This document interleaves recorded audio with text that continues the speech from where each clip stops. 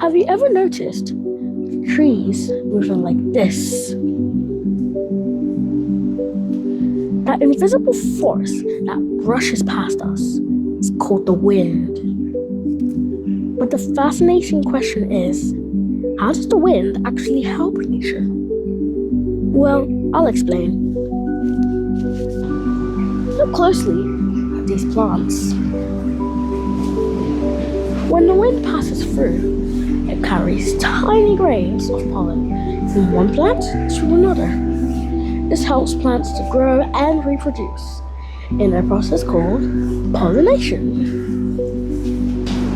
But the wind's work doesn't stop there. It carries seeds across the fields, moves the clouds in the sky, and it cools the forests on warm days, all from something we can't see.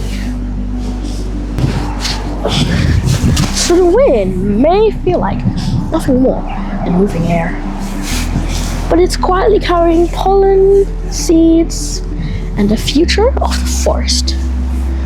And long after we leave this place, the wind will still be traveling, shaping life across the earth.